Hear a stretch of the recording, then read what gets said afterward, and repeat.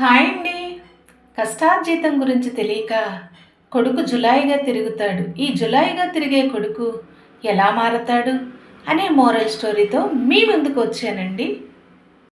ఆచంట అనే గ్రామంలో సుబ్బయ్య సావిత్రమ్మ అనే దంపతులున్నారు. వారిద్దరికీ ఒక కుమారుడు ఉన్నాడు. ఈ సుబ్బయ్య మరి బంగారపు పని చేస్తూ ఉంటాడు. ఉదయాన్నే వెళ్ళి క్యారేజ్ కట్టుకొని సాయంత్రం వరకు కూడా బంగారపు పని చేస్తే 5 రూపాయలు వస్తాయి. 5 రూపాయలతోనే మరి ఇంటిలో ఖర్చులు, సంసారాన్ని నడుపుకుంటూ వస్తూ ఉంటాడు. రోజు కూడా చాలా అలసిపోతాడు. ఎక్కువ సమయం కూర్చుని ఆ బొగ్గుల్లో మరి కాల్చి వారు ఇచ్చినటువంటి వస్తువులు సమయానికి తయారు చేసి ఇవ్వాలి. చాలా నడుము నొప్పి కూడా వస్తూ ఉంటుంది. భార్య దగ్గర అన్నాడు ఎన్నోసార్లు, మరి అబ్బాయిని కూడా పనిలో పంపిస్తే నాకు కూడా తోడుగా ఉంటాడు, వాడికి కూడా చేతి పని అనేది వస్తుంది, రేపు భవిష్యత్తులో ఏ రకంగానైనా సరే అది ఉపయోగపడుతుంది అంటే భార్య అంటుంది, ఊరుకోండి ఊరుకోండి, మీరు చేస్తున్న ఈ పని చేయడు, వాడు చదువుకొని మంచిగా ఉద్యోగం చేస్తాడు, అంతేకాకుండా నువ్వు ఈ పనికి మాత్రం ఏ మాత్రము కూడా తీసుకెళ్ళొద్దు అని చెప్పి భార్య ఎన్నోసార్లు భర్త దగ్గర అంటూ ఉంటుంది. అయితే వాడు బాగా చదువుకుంటాడు, మంచి ఉద్యోగం చేస్తాడు, మనకి మంచి పేరుని తీసుకొస్తాడు అని భర్తకి ఇలాంటి మాటలే చెప్తూ ఉంటుంది భార్య. సరే నీ ఇష్టం సావిత్రమ్మ, నేను చెప్పేదేదో చెప్తున్నాను, కానీ నువ్వు మరి పంపించకపోతే నేనేం చేయగలను అని చెప్పి ఉదయాన్నే క్యారేజ్ కట్టుకుని వెళ్ళిపోతాడు. అయితే వీరికున్నటువంటి ఈ కొడుకు పేరు ఆంజనేయులు. ఈ ఆంజనేయులు ఉదయాన్నే స్కూల్కి వెళ్తాడు, మళ్ళీ సాయంత్రం స్కూల్ నుంచి వస్తాడు. మరి ఆ బ్యాగ్ అక్కడ పడేసి స్నేహితులతో తిరుగుతూ ఉంటాడు. అంతేకాకుండా ఇలానే జరుగుతుంది, చాలా కాలంగా ఇలా జరుగుతుంది. 10వ తరగతి పాస్ అవుతాడు. మరి కాలేజీలో జాయిన్ చేయాలండి, పిల్లాడికి పుస్తకాలు బట్టలు అన్నీ కావాలి అంటే తను కూడబెట్టిన ప్రతి రూపాయిలోనూ ఆ డబ్బులు తీసి పిల్లోడికి కావలసిన వస్తువులన్నీ కూడా కొని ఇచ్చి బాగా చదువుకోనాయన అని చెప్పి తండ్రి తల్లి కూడా చెప్తారు. అయితే ఎప్పుడైతే కాలేజీలో జాయిన్ చేశారో వెంటనే ఇంకా స్నేహితులతో మరీ ఎక్కువగా తిరగటం మొదలు పెడతాడు. పుస్తకాల బ్యాగ్ అక్కడ పాడేసి ఉదయాన్నే వెళ్ళి సాయంత్రం వరకు తిరిగి తిరిగి ఏదో కష్టపడి చదువుకున్నట్లుగా తల్లి దగ్గర యాక్టింగ్ చేసి మరి తండ్రి కూడబెట్టిన డబ్బుల్లో కొద్ది కొద్దిగా డబ్బు తీసి తల్లిని ప్రతి అవసరానికి అడిగి తీసుకుంటూ ఉంటాడు. అయితే ఇది ఇలా ఉంటుండగా రోజు కూడా తల్లి డబ్బులు ఇస్తుంది, మరి బాగా చదువుకో అని చెప్తూ ఉంటుంది. అయితే ఒకరోజు ఏమవుతుంది అని అంటే తన స్నేహితుడు వచ్చి, మరి కాలేజీకి రావట్లేదు ఆంటీ మీ అబ్బాయి అని చెప్తాడు.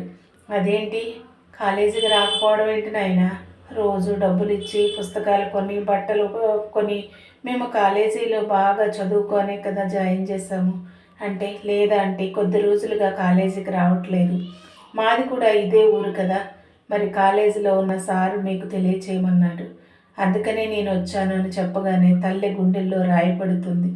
అయ్యో తండ్రి చక్కగా పని నేర్చుకోమంటే పని నేర్చుకోవద్దండి, వాడెందుకు అలా కష్టపడటం, మంచిగా చదువుకొని మంచి ఉద్యోగంలో స్థిరపడతాడు, మనకు కూడా హాయిగా ఉంటుంది, మీరెన్నాళ్ళు బట్టో కష్టపడుతున్నారు, వాడినైనా కష్టపడి చదువుకుంటే బాగా బాగుపడతాడని చదువుకోమని ప్రోత్సహించింది నేను, ఇలా తిరుగుతున్నాడా అని చెప్పి అనుకుంటూ ఉంటాడు. అప్పుడు వెంటనే ఈ సాయంత్రం ఇంటికి వస్తాడు. ఇంటికి వచ్చి అమ్మ ఆకలిస్తుంది, ఏమైనా ఉంటే పెట్టు, నేను షాపుకి వెళ్ళి ఏమైనా కొనుక్కు తెచ్చుకుంటాను, నాకు డబ్బులు ఇయ్యనంటే తల్లికి కోపం వస్తుంది. చదువు వద్దు ఏమో వద్దు నాయన, ఇంతవరకు చదివింది సరిపోతుంది, కాబట్టి నువ్వేం చేస్తావంటే ఏదైనా పని చూసుకో, లేదా మీ నాన్నగారి దగ్గరికి వెళ్ళి మరి పని నేర్చుకుంటే బాగుంటుంది, ఆయనకు కూడా సహాయపడినట్టుగా ఉంటావు అని చెప్తుంది. ఆ మాటలు ఏ మాత్రము కూడా నచ్చవు. తల్లి అంటుంది, ఇప్పుడైతే నిన్ను చూసుకోవడానికి మేమున్నాం నాయనా, మాకేదైనా అవుతే నువ్వెలా చూసుకుంటావు, నువ్వు కూడా మమ్మల్ని చూసుకోవాలి కదా, ఎంతటి వాడిని మేము చేశాము అంటే రేపొద్దున మాకు ఏ అనారోగ్య పరిస్థితి వచ్చినా కష్టం వచ్చినా ఆదుకునేలా ఉండాలిరా. నువ్వేంట్రా పొద్దున్నే తినేసి వెళ్ళిపోయి కాలేజీకని ఊరంతా తిరిగి మరి మరి స్నేహితులతో తిరిగి తిరిగి చులాయిగా వస్తూ ఉన్నావు. నువ్వెప్పుడు మారుతావురా? నీకోసం ఆలోచిస్తుంటే నా గుండెల్లో నిప్పు వచ్చేస్తుంది అని తల్లి చాలా వేదనతో చెప్తుంది ఆ కొడుకుతో. అయితే ఆ కొడుకు మాత్రం ఎప్పటికీ పట్టనట్టుగా ఉండి, నేను ఏదైనా పని చూసుకుంటానులేమ్మా, నాన్న దగ్గరికి నేను వెళ్ళనని చెప్పి వెళ్ళిపోతాడు. వెళ్ళిపోయి ఇలాగే కొన్ని రోజులుగా గడుస్తూ ఉంటుంది. మరి కాలేజీలోంచి తీసేస్తారు. చాలా తిరుగుతున్నాడు, మరి బ్యాడ్ వ్యసనాలకు కూడా లోనయ్యాడు అని చెప్పి కాలేజీలో తిన్నబట్టి అనేక మంది చెడిపోతారని కాలేజీలోంచి కూడా తీసేస్తారు. తీసేసినప్పుడు ఆ తర్వాత రోజు వచ్చి తల్లి దగ్గర డబ్బులు అడుగుతాడు. నాకు నీకు ఇవ్వడానికి నా దగ్గర ఒక చిల్లు గవ్వ కూడా లేదు నాయన.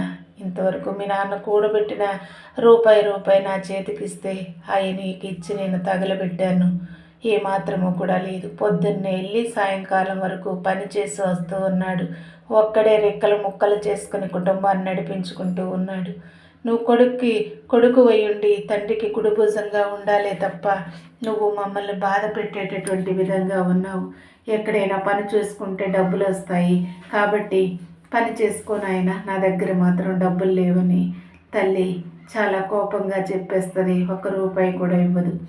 అయితే తల్లి అటు వెళ్ళింది చూసి పక్కకు వెళ్ళడం, తండ్రి ఎక్కడ డబ్బులు దాచిపెడతాడో ఆ పెట్టెలో నుంచి కొన్ని రూపాయలు తీసి అప్పుడు వెళ్ళిపోతాడు. బయటకు వెళ్ళిపోయి అందులో మరి తీసినవి ₹4 తీస్తాడు. మరి ₹3 ఖర్చు పెట్టేసుకుని మరి సాయంకాలం వచ్చి అంటాడు, అమ్మా ఇదిగో నేను పనిలోకి వెళితే ఈరోజు ₹1 ఇచ్చారు కాబట్టి ఇదిగో అని అంటే, అప్పుడు నాకు కాదురా మీ నాన్నకి ఇయ్యనంటే ఆ నాన్న తీసుకుని మరి విసిరేస్తాడు. విసిరేస్తే ఏంటి నాయన అలా విసిరేసారేంటండి, ఆడు కష్టపడి తీసుకొచ్చిన డబ్బులు అని అంటే, సరేలే నీకే తెలుస్తుంది అని చెప్తాడు. అలాగే రెండో రోజు కూడా అలాగే మరి ₹5 తీసుకుని ₹4 ఖర్చు పెట్టేసుకుని, ఈరోజు నేను పనికి వెళితే రూపాయి ఇచ్చారు ఎదుగు అని చెప్పి తీసుకువచ్చి ఇస్తాడు. తీసుకువచ్చి ఇచ్చినప్పుడు ఆ రోజు కూడా అలాగే తండ్రి విసిరేస్తాడు. ఏంటండి అలా విసిరేస్తున్నారు అని అంటే, నీకే తెలుస్తుందిలే అని చెప్తాడు. అయితే తండ్రి ఇది గమనించి ఏం చేస్తాడంటే, తండ్రి పడుకున్న సమయంలో డబ్బులు దొంగలించడం తండ్రి కన్నులారా చూసి ఆ పెట్టెలోని డబ్బులన్నీ తీసి ఖాళీ పెట్టి ఆ డబ్బులు ఎవరికీ కనపడకుండా వేరే చోట దాచిపెడతాడు. అయితే తర్వాత రోజు కూడా తండ్రి నిద్రపోతున్నారని చూసి వెంటనే వెళ్ళి ఆ పెట్టి తెరిచేటప్పటికి మరి అందులో డబ్బులు ఏమీ ఉండవు. అయ్యో అనుకొని వెళ్ళిపోతాడు. ఉదయాన్నే వెళ్ళిపోయి సాయంత్రం వస్తాడు వట్టి చేతులతో.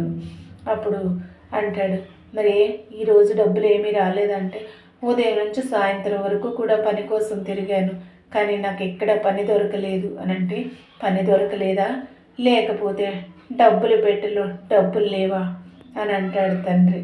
నువ్వు రోజు మేము పడుకున్న తర్వాత డబ్బులు దొంగిలించి తీసుకువెళ్ళి ఖర్చు పెట్టుకుని అందులో ₹1 మిగిల్చుకొచ్చి నువ్వు ఇంట్లో ఇస్తున్నావు. అది నేను గమనించి అది ఖాళీ పెట్టాను అనగానే అప్పుడు తల్లి అంటుంది, ఇప్పటి వరకు జులాయిగా తిరుగుతున్నావని నేను బాధపడ్డానురా, దొంగతనం కూడా చేస్తున్నావా అని చెప్పేసి తల్లి వ్యసన పడిపోయి బాధపడిపోయి వెంటనే జబ్బును పడిపోయి మంచం పట్టేస్తుంది. బెంగతోను పట్టేసినప్పుడు ఆ ఊరిలో ఉన్నటువంటి ఆ యొక్క మరి ఆయుర్వేదిక డాక్టర్ దగ్గరికి వెళ్ళి, సుబ్బయ్య మరి కంగారు పడుతూ నా భార్యకు బాగోలేదండి చూడండి ఒక్కసారి అని అంటే, పద సుబ్బయ్య చూస్తాను కంగారు పడుకొని వచ్చి చూసినప్పుడు, ఇది నా వైద్యం చేస్తే తగ్గే జబ్బు కాదు, పట్నంలో పెద్ద హాస్పిటల్కి తీసుకెళ్ళి చూపించాలంటే, అమ్మో పట్నం తీసుకువెళ్ళే అంత డబ్బు నా దగ్గర లేదయ్యా అంటే, మరి నేనేమి చేయలేను ఈ రోగానికని చెప్పి చేతులు ఎత్తేస్తాడు. అప్పుడు కొడుకు చూసి, అమ్మా నన్ను క్షమించవే, నన్ను బట్టే కదా నువ్వు ఇలా కృంగిపోయావు, కష్టపడి పని చెయ్యి అంటే నేను చేయలేని స్థితిలో ఉండిపోయాను. నాన్నగారి దగ్గరికి వెళ్ళి పని చేసుకుంటే ఈరోజు నేను మంచి పనివాడిగా ఉన్నాను. నువ్వు ఏమి దిగులు పడకమ్మా, నాన్న నన్ను క్షమించు, నేను ఇక్కడ నుంచి జూలాయిగా తిరగను నాన్న, నీ దగ్గరికే వచ్చి నేను పని చేసుకుంటాను అని చెప్పి ఉదయాన్నే తండ్రితో పాటు వెళ్ళి ఆ యొక్క పని చేసుకుని ఆ వచ్చిన డబ్బులతో ఇద్దరు కూడా డబ్బుల్ని కూడబెట్టి కొన్ని రోజుల పాటు అలాగే పనిచేస్తారు. పనిచేసి మరి రోజు చేసేదానికంటే కూడా మరి పక్కన వాళ్ళని కూడా అడిగి పని చేసి ఆ డబ్బులు కూడబెట్టి అప్పుడు పట్నం తీసుకువెళ్తారు. పట్నం తీసుకువెళ్ళి అప్పుడు ఆ తల్లికి ఒక ఆపరేషన్ చేయాలి అంటే ఆ డబ్బులతో ఆపరేషన్ చేయిస్తారు.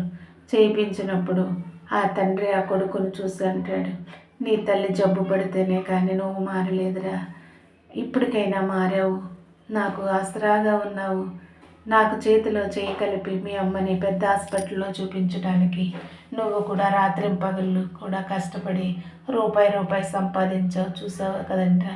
కష్టార్జితం ఎంత కష్టపడినా దాన్ని నిలబెట్టుకుంటేనేరా మనం జులాయిగా తిరిగితే కనుక మనం ఏమీ సంపాదించలేము, ఏమీ చేయలేము. ఆపద వచ్చినప్పుడు జీవితంలో నిరాశ్రాయులుగానే మిగిలిపోతాం. మనకి ఎవరు సహాయం చేసేవాళ్ళు ఉండరు. నువ్వు పని చేయకపోవడం వల్ల, సరైన చదువుకోకపోవడం వల్ల మీ అమ్మ బెంగ పెట్టుకొని ఇలా తయారైందిరా. పోనీ ఎక్కడైనా మంచి మనిషిగా మారావు, మంచి బాధ్యత కలిగిన వ్యక్తిగా మారి నీ తల్లిని బాగు చేయించుకోవడానికి ప్రధానమైన పాత్రగా నిలబడ్డావు అని తండ్రి చాలా సంతోషపడుతూ ఉంటాడు. చూసారు కదండి. ఈ స్టోరీ మీకు ఎలా అనిపించిందో ఒకసారి కమెంట్ ద్వారా తెలియజేయండి. కష్టార్జితము గురించి తెలియక జులాయిగా తిరిగిన నాళ్ళు కూడా డబ్బులు చాలా ఖర్చు పెట్టేసి దుబారా చేసేసాడు. ఎప్పుడైతే డబ్బు విలువ తెలిసిందో, తల్లి జబ్బున పడిందో ఆ విలువ తెలుసుకుని కష్టపడటం మొదలించుకుని అప్పుడు చక్కగా డబ్బులు సంపాదించుకుని తల్లిని బాగు చేయించుకున్నాడండి. ఈ స్టోరీ మీకు నచ్చినట్లయితే తప్పకుండా లైక్ చేయండి, షేర్ చేయండి, సబ్స్క్రైబ్ చేసుకోండి. మరిన్ని వీడియోస్ పెట్టడానికి నాకు సపోర్టివ్గా ఉంటుంది. అంతేకాదండి, కడలి vlogs, motivational words, inspiring stories, moral values, moral stories, మరి జీవిత సత్యాలు, మరెన్నో మంచి విషయాలు చెప్తూ నేను మీ ముందుకి వస్తూ ఉన్నాను. తప్పకుండా నా ఛానల్ని ఆదరించండి. ఆదరిస్తున్న ప్రతి ఒక్కరికి కూడా ధన్యవాదాలు తెలియజేసుకుంటూ ఉన్నానండి. మీరు ఎలానే ఆదరిస్తే మంచి మంచి మోరల్ స్టోరీస్ ద్వారా నేను మీ ముందుకి వస్తానండి. తప్పకుండా లైక్ చేసి, షేర్ చేసి, సబ్స్క్రైబ్ చేసుకోండి. Thank you for watching.